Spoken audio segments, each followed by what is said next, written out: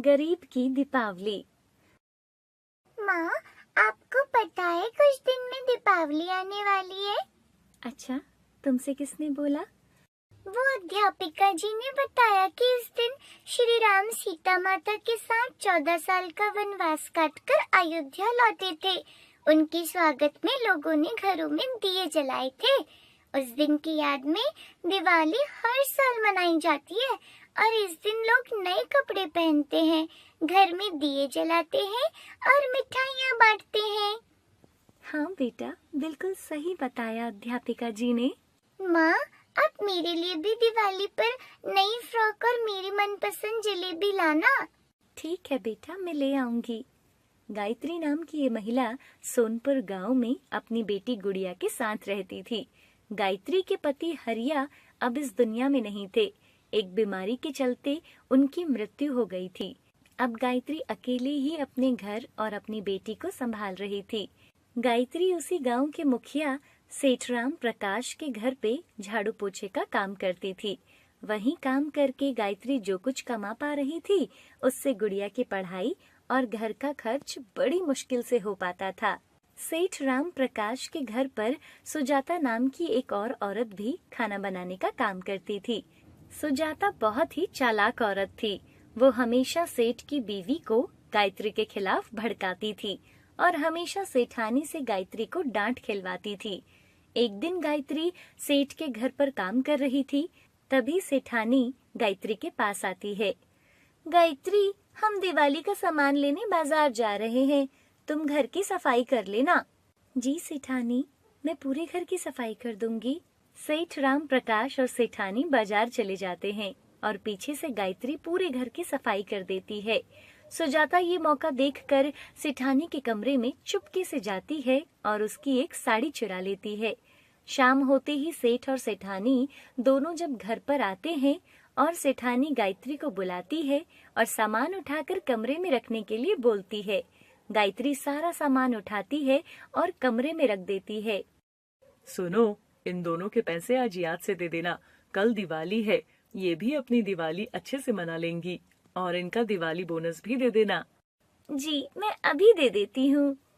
सेठानी जब अपने कमरे में जाती है तो वो देखती है कि उसके अलमारी में सारे कपड़े बिखरे हुए थे और जो साड़ी वो दिवाली के दिन पहनने के लिए लाई थी वो भी वहाँ नहीं थी। वो गायत्री को बुलाती है। गायत्री, मेरी अलमारी को किसने खोला और मेरी साड़ी यहाँ नहीं मिल रही है? तुमने सफाई करते हुए कहीं रख दी है क्या? नहीं मालकिन, आपकी साड़ी मैंने नहीं देखी, यहीं कहीं होगी। तभी वहाँ सुजाता आ जाती है। सुजाता, मालकिन की साड़ी नहीं मिल रही, तुमने कहीं देखी क्या? तू ही तो यहाँ सफाई कर रही थी, मालकिन की साड़ी भी तो साफ नहीं कर दी तूने। ये कैसी बातें कर रही हो तुम सुजाता? मालकिन, आप गायत्री पर भरोसा करके सब सामान ऐसे ही छोड़ देती हो। देखो, चोरी हो गई ना आपकी साड़ी। सुजाता की ये बातें सुनकर सेठानी गायत्री पर बहुत गुस्सा होती है।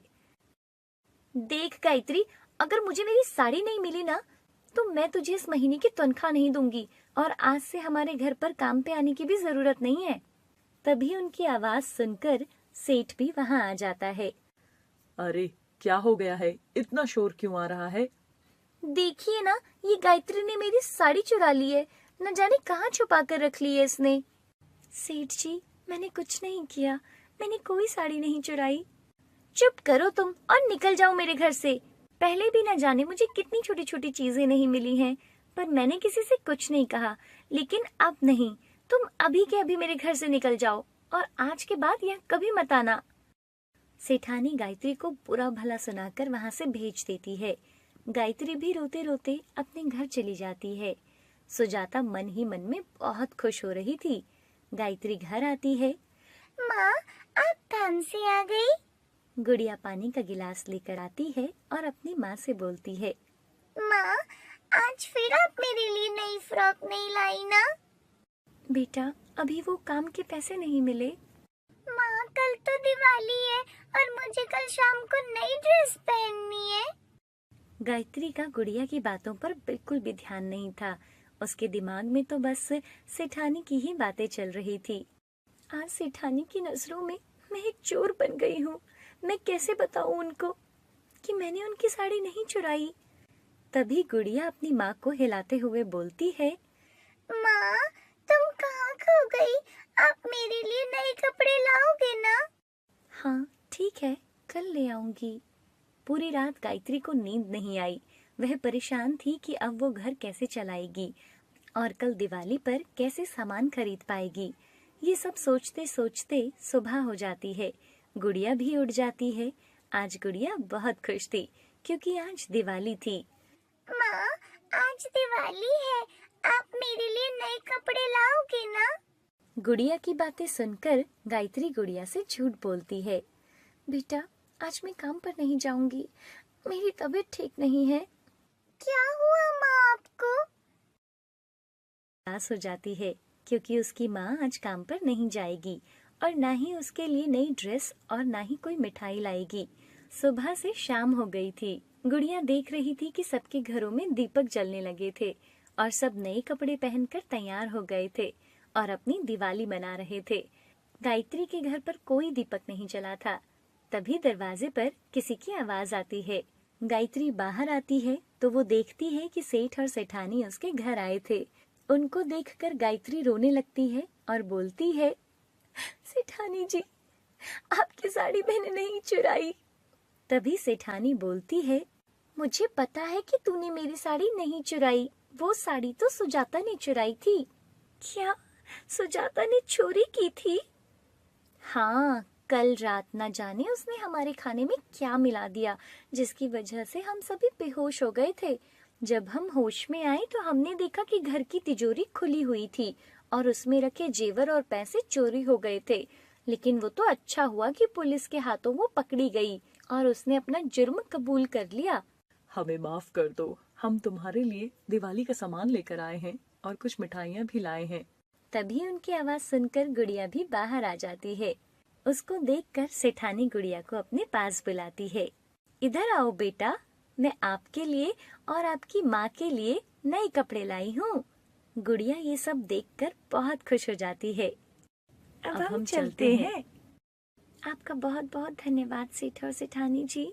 फिर गुड़िया अपनी नई ड्रेस पहनती है और घर में दिए जलाती है और खूब सारी मिठाइयाँ खाती है। आप सभी को दीपावली की ढेर सारी शुभकामनाएं। आपको ये स्टोरी कैसी लगी हमें कमेंट करके जरूर बताइएगा। और हाँ, अगर आप हमारे चैनल पर नए हैं तो हमारे चैनल को सब्सक्राइब करना ना भूलें। साथ ही दिए गई नोटिफिकेशन बेल की घंटी को भी दबा दीजिए ताकि जब भी हम कोई भी नई स्टोरी अपलोड करें तो उसका नोटिफिकेशन आपको सबसे पहले मिल सके। धूलसिरस नामक एक गांव था जिसमें एक गरीब मजदूर रहता था। उसका नाम था सतबीर। उसके घर में उसकी पत्नी निर्मला रहती थी और एक बेटा बेटी भी थे। सतबीर दिन भर मेहनत करता था और वो जो कुछ भी कमाता था उसी से वो अपने घर का गुजारा चलाता था। एक दिन की बात है, सतबीर अपने काम के लिए जा रहा था और उसे लेट हो रहा था। अरे निर्मला, कहाँ चली गई हो?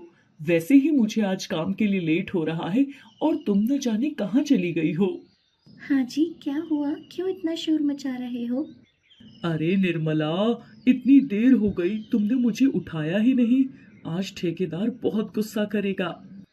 मैंने तो आपको सुबह ही उठा दिया था। इधर देखो जरा, आपके लिए खाना भी थाली में रखा है और आपके डिब्बे में भी रख दिया है।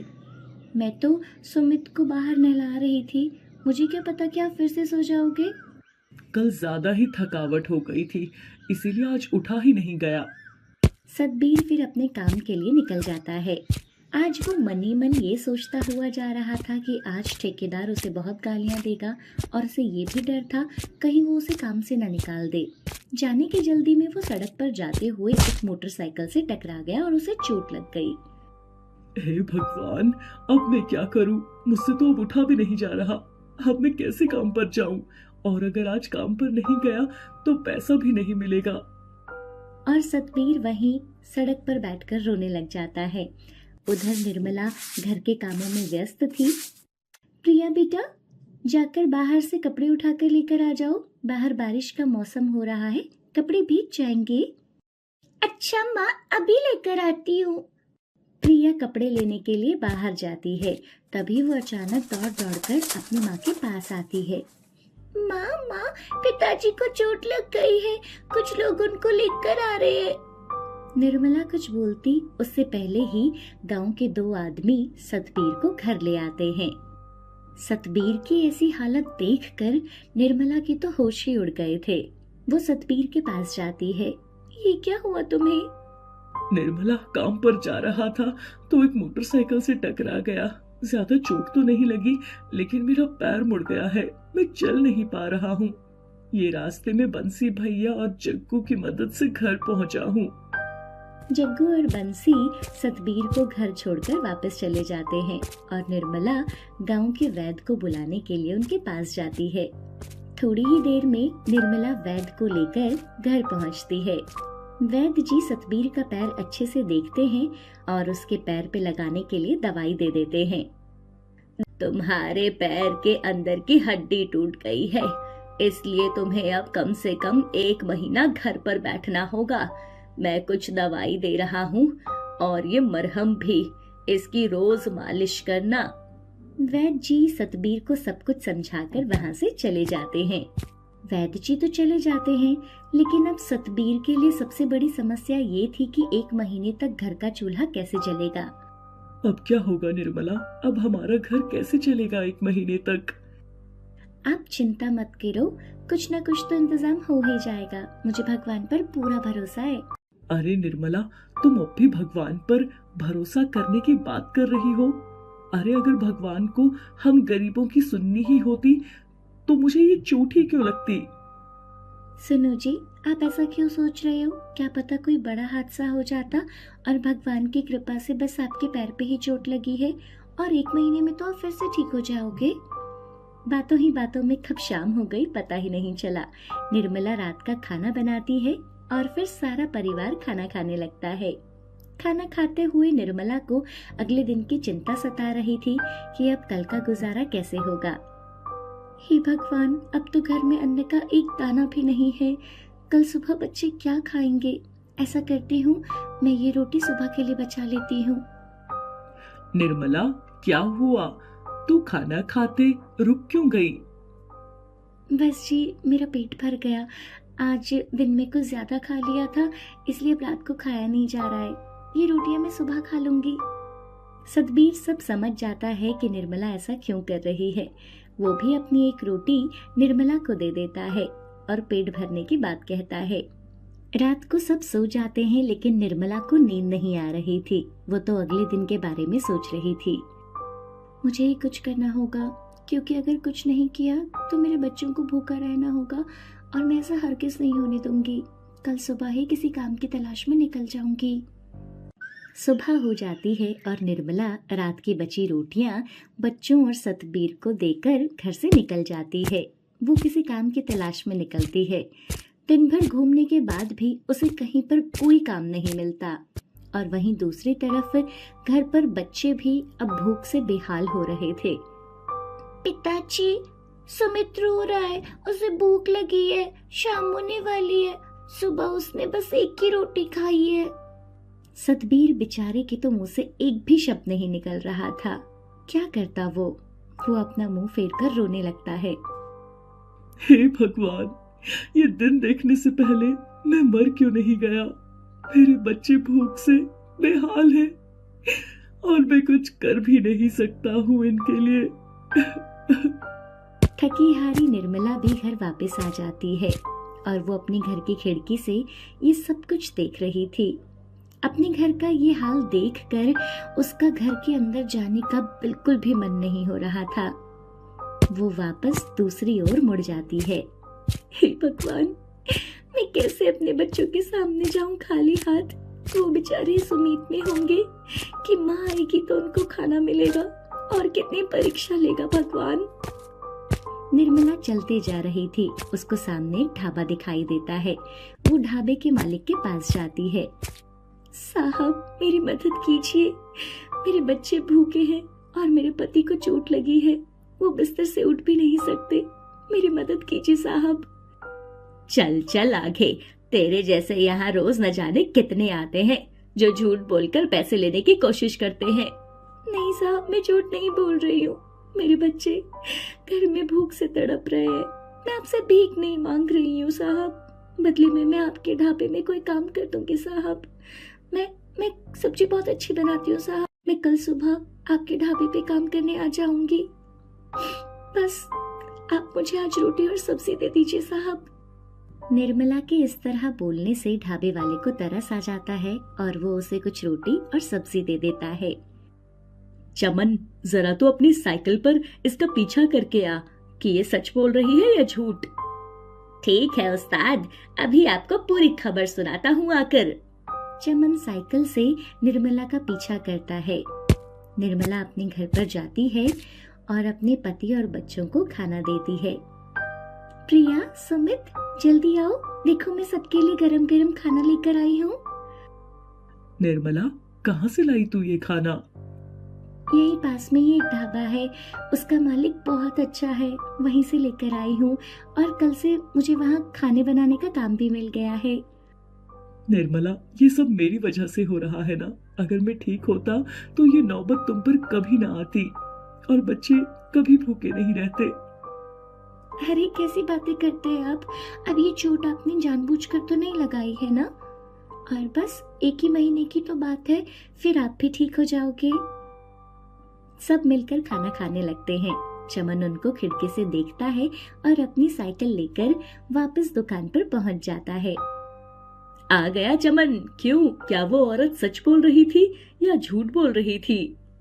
उस्ताद जी, मैं तो नजारा देख कर आ रहा हूँ, उससे तो मेरी आंखें ही भर आई हैं। मैंने भी बचपन में कई रातें भूखा सोकर गुजारी है। गरीब की भूख को मैं अच्छे से समझ सकता हूँ साहब।